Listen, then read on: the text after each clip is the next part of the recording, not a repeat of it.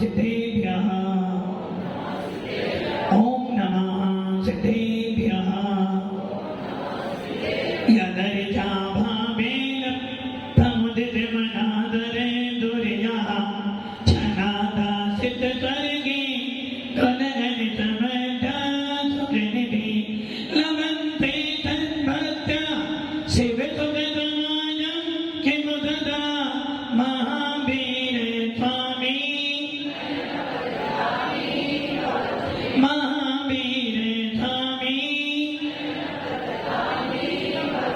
महावीर स्वामी नयन प्रतिगामी भवतु मे गुरुः बन्धनो नित्यं ज्ञान दर्शन दायिका चारित्र गंभीरा मोक्षे मार्गोपदेशिका पंच परमेश्वरी भगवान की एकनाथ दिनाथ भगवान की अंतिम शासनपति भगवान महावीर स्वामी की आचार्य श्री कुंद कुंद भगवंत की आचार्य श्री उमा स्वामी भगवंत की आचार्य श्री विमल सागर जी महाराज की आचार्य गुरुदेव सरस्वती सागर जी महाराज की 3 करोड़ मुनि राजों की द्वादशांगिरमणि माता की बोले वात्सल्य मूर्ति दिव्य तपस्वी आध्यात्म कवि राष्ट्रसंत आचार्य 108 सुंदर सागर जी गुरुदेव की गुरुदेव की गुरुदेव की मोक्ष मार्ग से नेतारम भेतारम गर्भोपता ज्ञातारम विषय तत्वाना बंदे तद्गुण लब्धहि भव्य आत्माओं अंतिम शासन भगवान महावीर स्वामी का शासन और ये निश्चित है कि इस शासन में आपके भावों को देखा जाता है। भगवान महावीर के वीतराग शासन में आपके भावों को टटोला जाता है। यदि आपके भाव अच्छे होंगे तो भगवान महावीर आपको अच्छे कर्म दे देंगे और यदि आपके भाव खराब हैं तो भगवान आपको खराब कर्म दे देंगे। भव्य आत्माओं जब हमने वीतराग शासन कह दिया तो इसका अर्थ है कि आपके भाग्य का कर्ता कोई और नहीं हो सकता। आपके भावों का कर्ता स्वयं तुम्हारे परिणाम है। जैसे भाव बनाओगे वैसा कर्म अपने आप आपको आकर बंध जाएगा। अच्छे भाव बनाए हैं तो अच्छी वर्गणाएं मिल जाएंगी, खराब बनाए हैं तो वही वर्गणाएं खराब होकर आपके पास में आ जाएगी। वीतराग शासन की सबसे बड़ी महत्वपूर्ण बात यही है कि आपका कर्ता धर्ता कोई परिवार के कर्ता धर्ता आप हो सकते हो, किंतु अपने भावों का कर्ता आपकी लाइफ का कर्ता यदि कोई है तो आप स्वयं हो। आप परिवार के कर्ता बनकर बैठे हो वो तो आपकी मानता गलत है, किंतु भगवान महावीर कह रहे भैया यदि वो किसी का कर्ता हो सकता है तो अपने ही परिणामों का कर्ता हो सकता है, अपने ही बुरे अच्छे कर्मों का कर्ता बन सकता है और तू चाहे तो अपनी आत्मा का स्वामी भी बन सकता है। किंतु आज तक मतलब अनादि काल से लेकर आज तक हमने क्या सोचा, मैं किसका करता हूँ, मैं परिवार का करता हूँ, मैं दुकान का स्वामी हूँ, मैं इनका स्वामी हूँ। आपने स्वामी पना को प्राप्त किया, कर्ता पना को स्वीकार किया, किंतु किसका परिद्रव्यन्ते भिन्नानि, अपनी आत्मा से भिन्न वस्तुओं का कर्ता स्वीकार किया है। और यही कारण है कि अभी तक आपको अपनी आत्मा का वास्तविक स्वरूप बोध नहीं हो पाया है। आप अपने नाम के आगे पीछे बहुत सारे नाम जोड़ते हो, किस लिए जोड़ते हो, आपकी पहचान हो जाए। किंतु भव्य आत्माओं भगवान महावीर ने एक ही पहचान बताई है यदि तुझे वीतराग शासन मिला है तो सबसे पहली तेरी पहचान क्या होनी चाहिए कि मैं कौन हूं। और इसी की चर्चा करते हुए आचार्य उमा स्वामी जी ने तत्वांश सूत्र के दूसरे अध्याय में 5 भावों को बतलाया है। इन 5 भावों पर ही तुम्हारा जीवन टिका हुआ है। अच्छे कर्म बांध रहे हैं तो भी ये 5 भाव है, बुरे कर्म बांध रहे हैं तो भी ये 5 भाव है, संसार में रहना है तो भी ये 5 भाव है, और सिद्धत्व की प्राप्ति करनी है तो भी ये 5 भाव, मुनिराज बनना है तो भी ये 5 भाव चाहिए, संसार में रहना है तो भी ये 5 भाव चाहिए, और तुझे करोड़पति बनना है तो भी ये 5 भाव चाहिए। किसी भी गति में चले जाना, इन भावों के बिना तेरा काम चलने वाला नहीं है। इन 5 भावों में से आचार्य भगवत चर्चा कर रहे हैं आपसे औपसमिक भाव की, दूसरे अध्याय का 3रा सम्मित्र चारित्र। और सुनते सुनते, और अभी तो एक पाठ भी बोला, क्योंकि यही भाव है जो आपको मोक्ष मार्ग पे खड़ा कर सकता है। इसके बाद के सारे भाव जल्दी जल्दी हो जाएंगे, किंतु यदि ये भाव नहीं हुआ तो तेरा मोक्ष मार्ग अभी बहुत बहुत बहुत दूर है। ये भाव आपको क्या दे देगा? इस भाव के प्राप्त हो जाने के बाद, औपसमिक भाव के प्राप्त हो जाने के बाद तो ये इतना भरोसा हो जाएगा कि मैं किसका करता हूं। इस भाव के हो जाने के बाद दुकान जाने के बाद भी दुकान का स्वामी बना नहीं आएगा, और ये भाव अभी हो गया तो समझ लेना आपका मोक्ष जाना निश्चित है। इस भाव के बाद ही आगे वाले भाव काम करेंगे। इस भाव के बिना तुम्हारा कोई भाव काम करने वाला नहीं है। या हम कहते हैं, यदि तुझे वैराग उत्पन्न करना है, यदि तुझे अपने जैन कुल का स्वामी मान रखना है, और यदि तू अपने नाम के पीछे जैन लिखता है, तो इस भाव के प्राप्त हो जाने के बाद तो ये भाव हो जाएगा कि मैं जैन। इसलिए ये भाव सबसे ज्यादा, जब कोई मकान बनाते हो, मकान बनाने के लिए पेंट वाला भी आता है, बिजली वाला भी आता है, कारीगर भी आता है, दीवार भी खड़े प्लास्टर वाला भी आता है, मार्बल भी लगाता है। सबसे ज्यादा समय किस काम में लगता है? सबसे ज्यादा समय किस काम में लगता है? कहीं से तो तुम करते रहते। सबसे ज्यादा समय लगता है नींव भरने में। जितनी ज्यादा मजबूत नींव होगी उतनी ज्यादा मजबूत बिल्डिंग बनेगी। किसी को चुनाव लड़ना है, नरेंद्र जी चुनाव लड़ना है, लड़ चुके। चुनाव लड़ने में कितनी मेहनत करनी पड़ती है? दिमाग की भी, धन की भी, और करनी पड़ती है। इन सब मेहनत करने के बाद यदि जीव हार जाए, क्या कहोगे आप? कहीं ना कहीं तो किसकी कमी? पैसों की कमी, पुरुषार्थ की कमी, या आपकी कमी? अब वो जीत जाए तो देखा मैंने तुझे वोट दिया था, और हार जाए तो इसी में कोई। ये ध्यान रखना, एक ऊंचे लेवल पे पहुंचने के लिए बड़ी मेहनत करनी पड़ती है, बड़ी मेहनत। जब जाकर ऊंची पोस्ट का आनंद आता है, जब एक पीएम सीएम बनने के लिए इतनी मेहनत करनी पड़ती है, तो एक मोक्ष मार्ग पे आने के लिए तो ना जाने कितनी सारी मेहनत हो। एक सीए बनने के लिए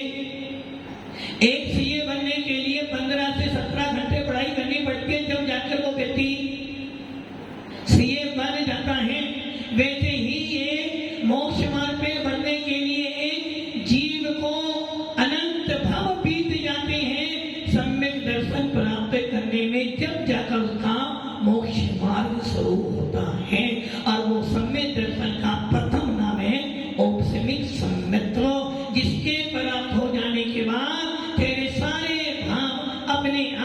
तेरा काम करते चले जाएंगे। इस औपनिक सम्य दर्शन को प्राप्त करने के लिए आपको चाहिए पहले योग। योग के बारे में जानते हो? योग किसे कहते हैं? योग, अब हाँ संतोष जी आपके पास योग है, बताओ कहां योग? हाँ रीने जी योग है, नहीं है? पवन जी योग है?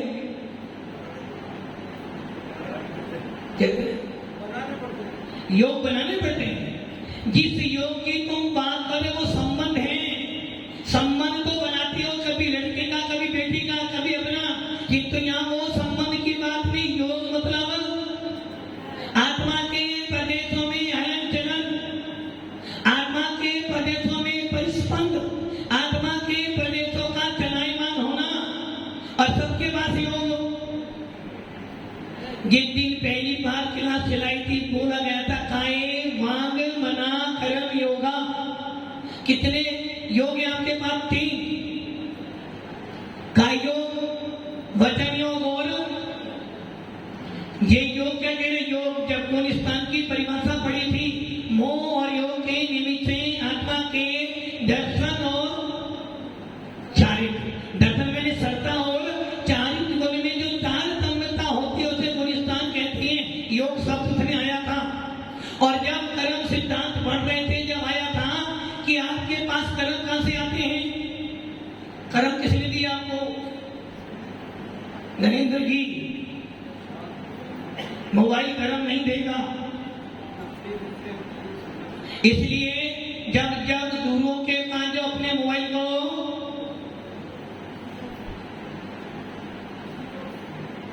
क्या कह रहा था? योग आपके पास कर्म कहां से आते हैं? कर्म कहां से आते हैं आपके पास? जो जो तुम क्रिया करते हो वो सबका सब तुम्हारा कर्म। और क्रिया 3 प्रकार से होती है, या तो वचन से होगी, या काय से होगी, या फिर मन से होगी। इसके अलावा कोई क्रिया का साधना। अब आप ये विचार कर लो, भाव तुम्हें कहां से मिलेंगे? भाव पवन जी या तुम सब भाव दे नहीं सकते, किंतु भाव लगा सकते हो। सुनील भैया भाव दे सकते हो किसी को? भाव लगाते तो ना, ये सोना इसी भाव का जाएगा, तो अपने भाव को लगाया, किंतु किसी को भाव नहीं दे सकते हो। किंतु भगवान महावीर का शासन कहता है दुनिया के भाव लगाने से तेरा भाव बदलने वाला नहीं। और यदि तूने अपना भाव बदल लिया तो सारी दुनिया अपने आप। इसलिए आचार्य भगवत ओमा स्वामी जी कह रहे हैं, औपनिक भाव को प्राप्त करने के लिए तेरे पास योग होने चाहिए। योग, और ये सुनिश्चित है जब भी तुम्हारे परिणाम बिगड़ेंगे, जब भी तुम्हारे परिणाम अच्छे होंगे, जब भी सम्यक दर्शन प्राप्त होगा, जब भी मिथ्यात्व में जाओगे, या जब भी अच्छा बुरा करोगे, कोई ना कोई तो योग तुम्हारा खराब हो। आपने मोबाइल में नंबर डाला और उस नंबर में एक नंबर आपका गलत है, बोलो मोबाइल फोन कहां जाएगा? मोबाइल क्या बोलेगा? मोबाइल क्या बोलेगा? मोबाइल बोलता है, मोबाइल बोलेगा आपने नंबर डायल किया और एक नंबर गलत है, तो आपको जिससे बात करनी है वो नंबर आपको मिलने वाला नहीं। और यदि नंबर गलत कहीं हो, कहीं ना कहीं हो। अब आप ये सोच लो, जब एक पुद्गल का नंबर गलत होने से आपका मोबाइल से बात नहीं हो पा रही, वैसे ही यदि आपका मन वचन काय गलत है, यदि आपकी योगों की बढ़ती गलत है, तो आपका मोक्ष मार्ग शुरू होने वाला। खाना खाने बैठते हो, वचन से खा रहे हो, काय से खा रहे हो, और मन में जरा सा रोष आ जाए तो आपका खाना खाना भी। खाना तो खाया ना आपने, खाना खाया ना, पेट भरा क्या? पेट तो भरा, किंतु मन में तृप्ति, और मन अच्छा है, वचन बहुत अच्छा है, किंतु काया खराब है, काया से पेट भरेगा? काया से भी खाया, मन से भी खाया, किंतु वचन खराब बोल दिया तो क्या हो गया? खाया गया भी सारा भार। तो क्या हो गया? आपके योग निर्धारित करेंगे कि आपको औपसेविक भाव हो सकता है या नहीं हो सकता है। अब आपके मन में विकल्प आ रहा होगा, योग हमारा औपसेविक भाव को निर्धारित करेगा, और औपसेविक भावों में आपका औपसेविक सम्य दर्शन कौन निर्धारित करेगा? आपका योग। आप औपसेविक सम्य दर्शन के योग्य हो या नहीं, ये निर्धारित करेगा आपका योग। आप सम्य दर्शन प्राप्त कर सकते हो या नहीं कर सकते, ये निर्धारित करेगा आपका योग। और यदि आपके पास में योग व्यवस्थित नहीं है तो आपको सम्यक दर्शन प्राप्त होने वाला। अब आपके मन में विकल्प आ रहा होगा, अभी तक हमने सुना पंचेंद्रिय होना चाहिए, संगी होना चाहिए, उसको सम्यक दर्शन प्राप्त होता है, किंतु आचार्य भगवत हैं जब तक तेरा योग व्यवस्थित नहीं होगा तो ये सम्यक दर्शन प्राप्त होने वाला। अब योग कितने हैं? योग कितने हैं? संतोष जी कितने योग हैं? हाँ, दुकान तो 3 है, दुकान 3 है। कितने योग हैं? कौन कौन से? आपके पास कितने हैं? कहाँ तीनों दिखाओ। योग दिख रहा है, आपकी ये गलत फहमी है। योग आपके साथ में हर समय है, और योग संसारियों के नहीं, सिद्ध भगवान के भी योग हैं। योग के बिना तो जीव रह नहीं सकता, क्योंकि योग एक गुण है, गुण, और प्रत्येक गुण की 2 वजह होती है, स्वभाव और विभाव। इसलिए योग 3 है, काय, वचन और मन। और ये योग क्या कर रहा है आपके? ये योग निर्धारित करेगा आपका सम्य दर्शन। इसलिए हमारे शास्त्रों में लिखा है, जीवों के प्रदेश 2 प्रकार के, चल और अचल, और एक होते चलाचल। कुछ जीव ऐसे होते हैं जिनके प्रदेश चल ही होते हैं, कुछ जीव होते हैं जिनके प्रदेश अचल होते हैं, और कुछ जीव जिनके प्रदेश चलाचल होते हैं। तो योग तो सबके पास में है, संसारी के पास भी योग है और सिद्धों के पास भी योग। मतलब योग हमारा गुण है, और गुण का कभी विनाश नहीं होता है। अब 3 योग है आपके पास, काय योग, वचन योग और मन योग। अब आप ये विचार करो, जिन जिनके पास काय योग है उनको सम्यक दर्शन प्राप्त नहीं होगा। जिन जिनके पास मात्र काय योग है उनको सम्यक दर्शन प्राप्त नहीं होगा। और काय योग किनके पास है? 1 इंद्रिय के पास भी है, 2 इंद्रिय के पास भी है, 3 इंद्रिय के पास भी है, 4 इंद्रिय के पास भी है, और 5 इंद्रिय के पास है। देव के पास भी है, नारकी के पास भी है, तीरथ के पास भी है, और आपके पास है। नरेंद्र जी, आपके पास में काय योग है? कहां दिखाओ? नहीं दिख रहा? अरे सामने दिख रहा है, आपने हाथ हिलाया। अरे काय की क्रिया करी ना, यदि आपका हाथ हिला तो आत्मा के प्रदेशों में परिस्पंद हुआ ना, और जब परिस्पंद हुआ तो क्या हुआ? क्रिया हुई। आपने अपने हाथ उठाया, किसके लिए उठाया? नोट गिनने के लिए, मारने के लिए, खाने के लिए, मंदिर में भगवान का अभिषेक करने के लिए कलश उठाया, तो भी आपकी क्रिया हुई। और जैसे ही क्रिया हुई तो आत्मा के प्रदेशों में हलन चलन।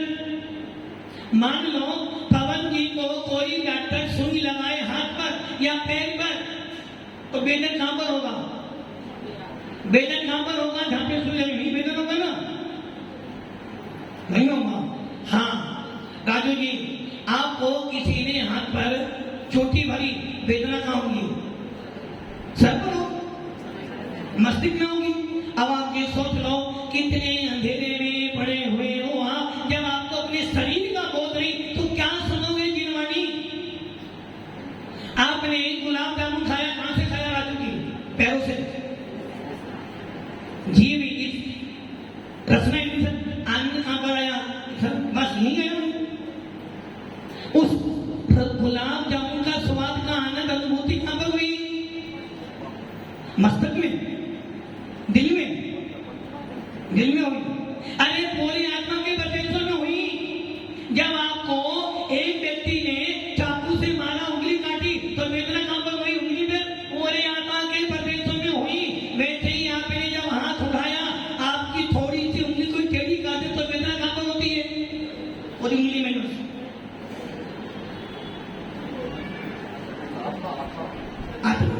आत्मा हो, चलो काम से पिता तो बोले कि आत्मा हो। अंग्रेजी ये बताओ, यदि आपको साधना जी को कठोर शब्द बोल दे तो आपको वेदना कहां पर होगी?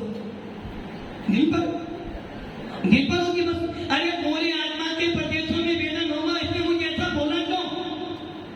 और कोई नरेंद्र जी की प्रशंसा कर दे कि चेयरमैन ने बहुत अच्छा काम करे, तो वेदना कहां पर हुआ? पूरी आत्मा के प्रदेशों में। और कोई बुरा बोल दे, कठोर बोल दे, तो वेदना कहां हुआ? वेदना कहां हुआ? दिल पर तो हुआ। पूरी आत्मा के प्रदेशों में हलन चलन हुई। जरा सी मिर्ची खाते हो और मिर्ची जरा सी ज्यादा हो जाए तो क्या होता है? जीभ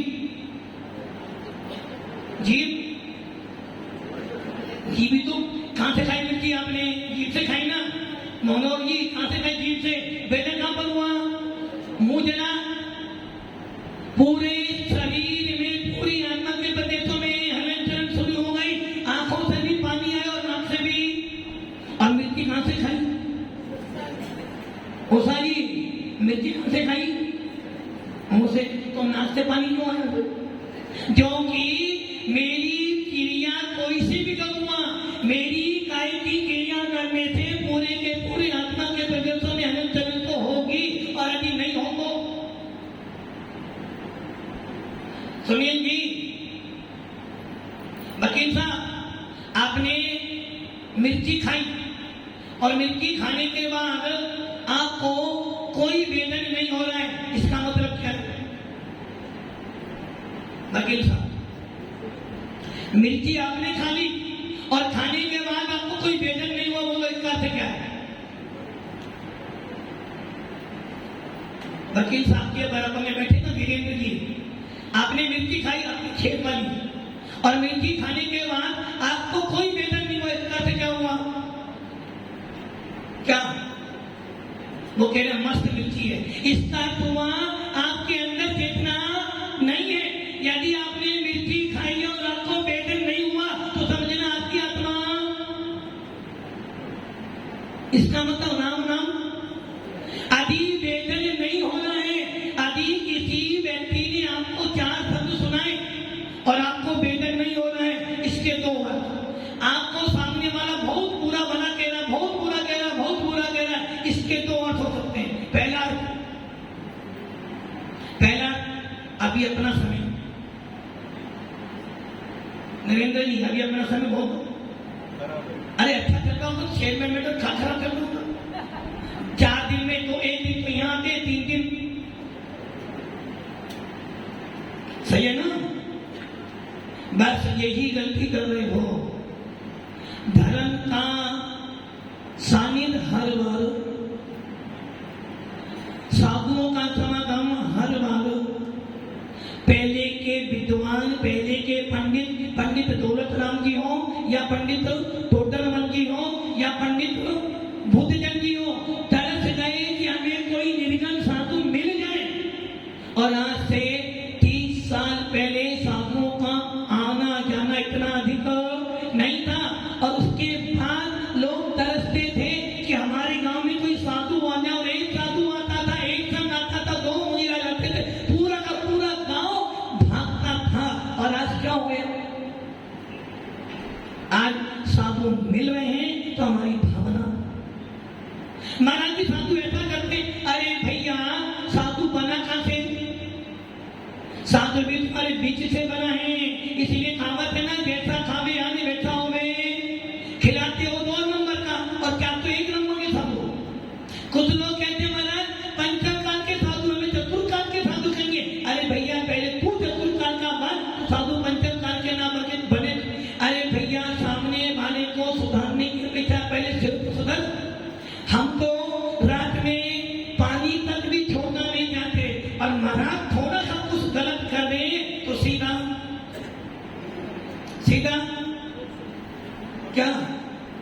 अरे व्हाट्सएप तो छोड़ो, बहुत छोटी, गो टू पवेलियन। ये ध्यान रखना, पंचम काल है। आपका बेटा, पवन जी, आपका बेटा तो एक ही है, अब वो मंदिर नहीं जाए, बहुत समझाओ, नहीं माने, क्या करोगे? क्या करोगे? क्या करोगे?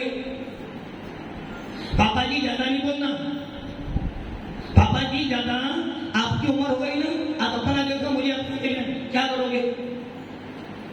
अब आपको ये पता है, अब यदि मैं ज्यादा बोलूंगा तो ये बेटा मेरी जो इज्जत अभी कर रहा हूं सबके सब, और मान लो आपका बेटा कहीं बाहर गलत काम कर रहा था, आपने देख लिया क्या, और वो 4-5 दोस्तों के बीच में खड़ा था, आपने उसे थप्पड़ मारा, वो तो अब क्या होगा? संतोष जी क्या होगा?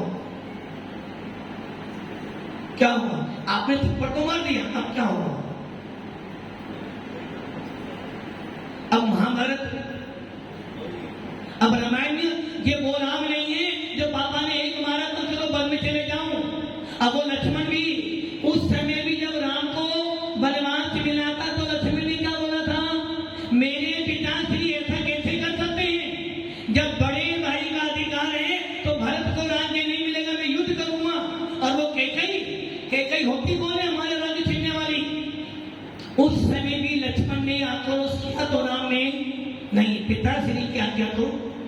और मान लो आज आपका बेटा या बेटी कोई गलत काम करे और आप उसके दोस्तों के दिल में थप्पड़ मार दो, बोलो अब क्या होगा? क्या होगा? क्या होगा? अब वो बेटा आपने मार को दिया, उस समय तो वो चुप रहा, तो घर आने के बाद पापा आज तो मारा आगे, अभी तो मैं आपकी इज्जत कर रहा हूं, तो अब भी आता हूं, अपने बेटे के लाख अपराध भी क्या करते? घर में लाड़ी आ गई है, चेयरमैन जी, घर में लाड़ी आ गई है, अब वो लाड़ी अच्छा करे या बुरा करे, क्या कहोगे? मेरी बहू तो कैसी अच्छी है ना, अब वो खाना ना दे, कुछ भी ना करे, फिर भी क्या कहोगे? बाहर को।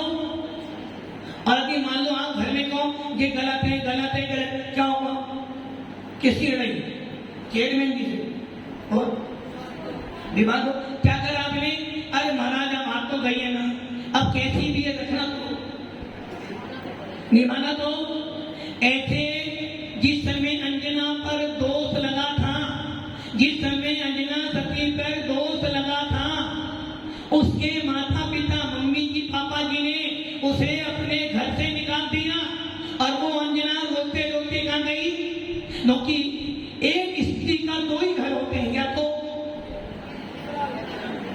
तो ससुराल, पहला तो ससुराल ही है, जिस दिन विदा हुई उस दिन उनका घर छूटा, बस ससुराल उसका घर है। जब वो अपने घर में आती ना, मम्मी मुझे बहुत काम है, मुझे बहुत सारे काम करने घर पे जाकर, या तो अपना पति का घर या फिर उसके बापू का घर।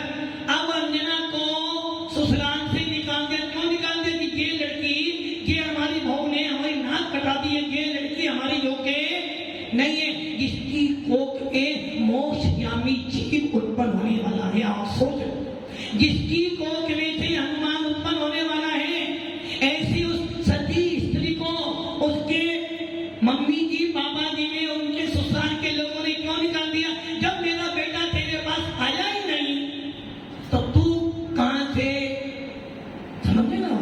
अंजना ने सोचा कोई बात नहीं, यही तो छोड़ रही, घर तो मेरा भी है ना। पवन जी, यदि वैभव निकाल भी दे, बेटा दुकान तो मेरे पास ही, मकान मेरे पास, पूरी करना। अंजना ने सोचा मेरे पिताजी तो भी है ना, जिनकी गोद में पली थी, खेली थी, जो मेरे रोने पर रोते थे और मेरे हंसने पर। और वो अंजना सीधी कहां गई? बाबुल की दुआएं। एक स्त्री को कुछ याद आए ना है अपने बाबुल के और अपने भाई की याद। तो जब भी दुख आता है तो बाबुल की याद आती है, और जब सुख आता है जब भी माता पिता की याद। तो और वो गई दौड़ती दौड़ती, किंतु द्वारपाल ने भारी रोक दिया कि राजकुमारी जी, आपकी एंट्री घर महल के अंदर नहीं हो सकती है, क्योंकि शादी हो जाने के बाद तेरा घर वो है ये घर। अब बता वो अंजना क्या करती, कहाँ जाती, मर जाती, दुख, किंतु उसने संतोष रखा उसी प्रकार। अब आप ये सोचो आपके बच्चे गलती करते हैं तो दबाते हो, और यदि एक साधु से थोड़ी गलती हो जाए तो सीधा गोटू। अरे भव्य आत्मा, खिलाया किसने था, खिलाया तुमने 2 नंबर का और था तो 1 नंबर का। मानता हूं साधु को बहुत संभल के रहना चाहिए, मानते हैं साधु को अपनी क्रिया करनी चाहिए, मानता हूं साधु को बहुत अच्छे रखने चाहिए, किंतु भव्य आत्माओं पंचम काल में दर्द क्षेत्र काल के भाग के कर कभी कभार गलती हो जाती है तो साधु को पहले प्रेम से समझाओ, फिर विनय से समझाओ, और जब प्रेम विनय से ना माने तो सुधारने का प्रयास भी करो। इसलिए ये ध्यान रख लेना, आपका समय दर्शन आपके योगों पे निर्धारित करेगा। इसलिए मिर्ची खाई तो आनंद कहां पर आया, और आत्मा के प्रदेशों में शेष बात कल करेंगे। ओम नमः शिवाय।